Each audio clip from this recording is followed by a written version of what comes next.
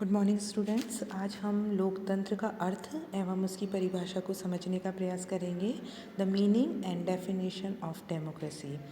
लोकतंत्र की बात करें तो लोकतंत्र का सबसे सिंपल सा अर्थ है, इसमें अंतिम शक्ति जो है वो जनता में निहित होती है और जनता जो है वो अपने प्रतिनिधियों के माध्यम से शासन करती है।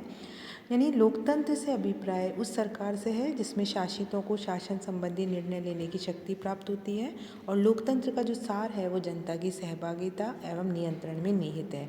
यानी जनता का पार्टिसिपेशन होता है, अंतिम शक्ति जनता में निहित होती है और जनता का जो है सरकार पर पूर्ण नियंत्रण रहता है। लोकतंत्र की बात करें तो प्रारंभिक स्वरूप उसका वैसा नहीं था जैसा आजकल है।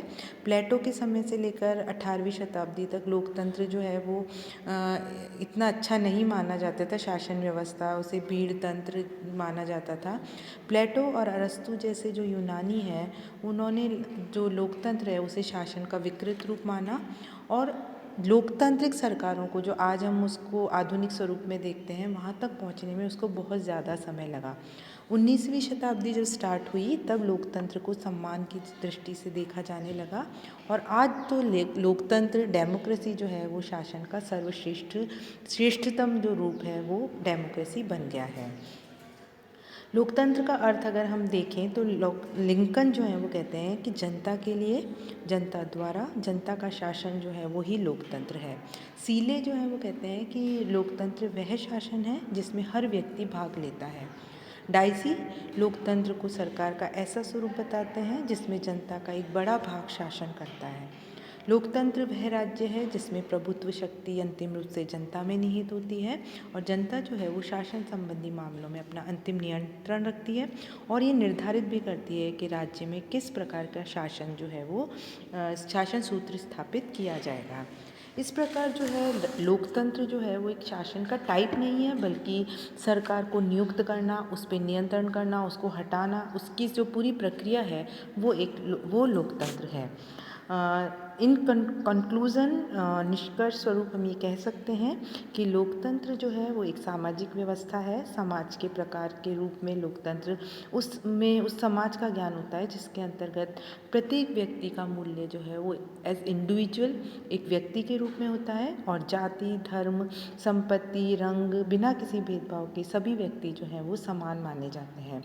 इस प्रकार डेमोक्रेसी जो है वो जीवन जीने का एक तरीका है, एक ढंग है, और ये इस मान्यता पर आधारित है कि प्रत्येक व्यक्ति के सुख का महत्व उतना ही है जितना अन्य किसी व्यक्ति के सुख का महत्व हो सकता है। यदि यानी किसी को भी अन्य किसी के सुख का साधन मात्र जो है वो समझा नहीं जा सकता। अब जो है हम कह सकते हैं संक्षेप में कि लोकतंत्र क्या है। तो हम कहते हैं लोकतंत्र जो है वो एक विशेष प्रकार का शासन है जिसमें अंतिम शक्ति जो है वो जनता में निहित होती है।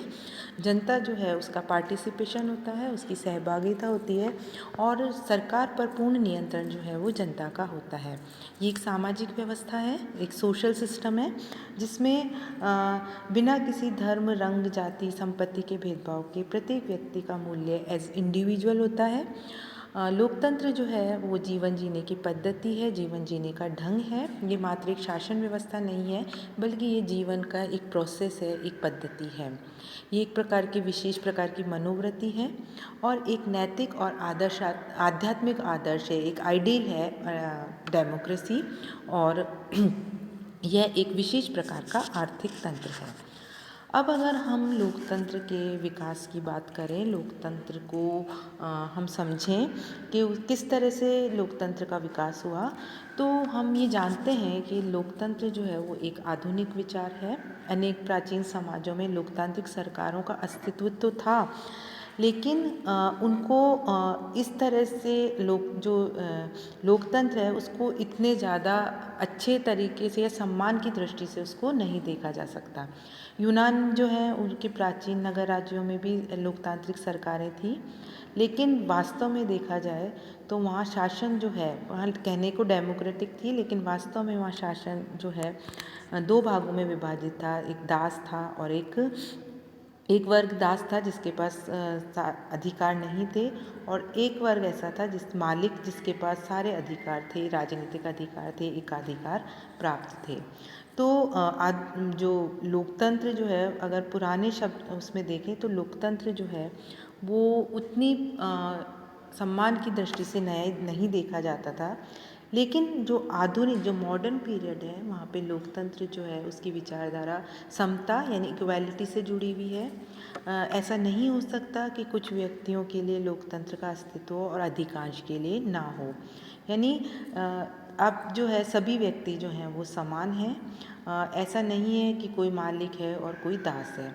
फिर अगर हम 17वीं 18वीं शताब्दी की बात करें तो आधुनिक लोकतंत्र का विकास जो है वो यूरोप में प्रारंभ हुआ। इंग्लैंड जो है वो ऐसा प्रथम देश था जहाँ पे लोकतांत्रिक पद्धति को अपनाया गया। और जो लोकतंत्र जो 1688 में जो गौरवपूर्ण क्रांति जो है, उसी के बाद वहाँ पे लोकतंत्र जो है वो नए राजा को बैठाया गया और एक लोक उत्तरदायी सरकार की स्थापना जो है वो की गई। तो इस तरह से सामंतशाही का पतन और लोकतंत्र का उदय जो है वो एक दीर्घकालीन प्रक्रिया है। फिर अमेरिकी क्रांति हुई और उसने लोकतंत्र के विचार को उससे बल मिला। और ब्रिटेन के जो अमेरिकी उपनिवेश के जो विद्रोह से लोकतांत्रिक विचारधारा जो है वो अस्तित्व में आई।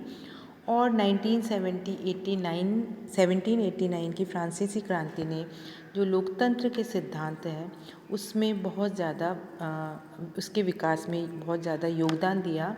इंग्लैंड में लोकतांत्रिक क्रांति जो थी वो उसमें जो सामंत जो थे उनके राजनीतिक विशेषाधिकार पूर्ण रूप से उनके समाप्त कर दिए गए। और इस तरह से फ्रांस के जो क्रांतिकारी हैं उन्होंने मानवाधिकार के घोषणा पत्र को अंगीकार किया। इसमें सभी व्यक्तियों को समान घोषित किया गया और लोकतंत्र की प्रारंभिक क्रांतियों में ये सबसे अधिक महत्वपूर्ण है। और इसने लोकतंत्र के विचार को समता, स्वतंत्रता और बंधुता से इसको प्रभावित किया। अब हम देखते हैं कि लोकतंत्र जो है उसके दो प्रकार हैं। साधारणतः लोकतंत्र दो प्रकार का होता है, प्रत्यक्ष लोकतंत्र और अप्रत्यक्ष लोकतंत्र, डायरेक्ट डेमोक्रेसी और इनडायरेक्ट डेमोक्रेसी। प्रत्यक्ष लोकतंत्र जो है वो शासन का वह रूप है जिसमें जनता और सरकार में कोई अंतर नहीं होता। सरकार और जनता एक ही होती है। यदि किसी महत्वपूर्ण समस्या पर निर्णय लेना हो तो सारी जनता एकत्र होगी और निश्चित करेगी कि उसे क्या करना है। और स्पष्ट है जो इस प्रणाली में जनता यानी जो निर्वाचक मंडल है और व्यवस्थापिका में कोई पृथक्करण नहीं होता। लोकतंत्र जो है उसमें सभी जो व्यक्ति जो हैं वो व्यवस्थापिका के रूप में कार्य करते हैं और ये लोकतंत्र का आदर्श स्वरूप है। और यदि हम वर्तमान की बात करें तो स्विट्ज़रलैंड जो है वहाँ पे प्रत्यक्ष लोकतंत्रात्मक शासन प्रणाली है। और संपूर्ण शासन व्यवस्था में जो शासन में प्रत्यक्ष रूप से प्रत्यक्ष प्रजातंत्र की 4 विधियां हैं: जनमत संग्रह, आरंभक, प्रत्यावर्तन और लोक निर्णय। दूसरा जो टाइप है वो है अप्रत्यक्ष लोकतंत्र, इनडायरेक्ट डेमोक्रेसी। प्रत्यक्ष लोकतंत्र सरकार का बहुत अट्रैक्टिव स्वरूप है, ये आदर्श स्वरूप है। इसका कारण यह है कि इसके अंतर्गत जनता से निरंतर परामर्श लिया जाता है। वास्तव में इस जनता स्वयं ही सभी प्रकार के निर्णय लेती है। किंतु इसके बावजूद भी इतनी ज़्यादा पॉपुलेशन होने के कारण डायरेक्ट डेमोक्रेसी जो है वो पॉसिबल नहीं है। इसलिए आज अगर हम आज के जो आधुनिक राज्य हैं उनमें हम प्रतिनिधित्व मूलक लोकतंत्र जो है वो पाया जाता है, इनडायरेक्ट डेमोक्रेसी पाई जाती है। इसमें जो है चुनाव के माध्यम से जो है प्रतिनिधियों का चुनाव किया जाता है।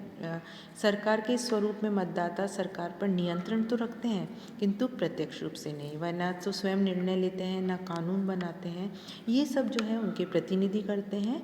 और जनता जो है अपने कुछ प्रतिनिधियों को चुन लेती है जिनसे विधानमंडल गठित होता है और ये जनता की ओर से कानून पारित करता है, शासन पर नियंत्रण रखता है। इस प्रकार से अप्रत्यक्ष लोकतंत्र में जनता की इच्छा का निर्माण और अभिव्यक्तिकरण जो है वो निर्वाचित प्रतिनिधियों के माध्यम से किया जाता है। अब हम देखते हैं कि यानी लोकतंत्र जो है वो शासन की वह धुरी है, एक ऐसा शासन है जिसमें सारी की सारी जनता जो है या उसका बहुसंख्यक भाग जो है शासन सत्ता का प्रयोग समय समय पर चुने गए प्रतिनिधियों के द्वारा करता है। अब कल जो हमारा लेक्चर होगा उसमें हम देखेंगे कि लोकतंत्र जो है उसकी सफलता के लिए कौन कौन सी शर्तें हैं और लोकतंत्र के गुण और दोष क्या हैं। Thank you so much.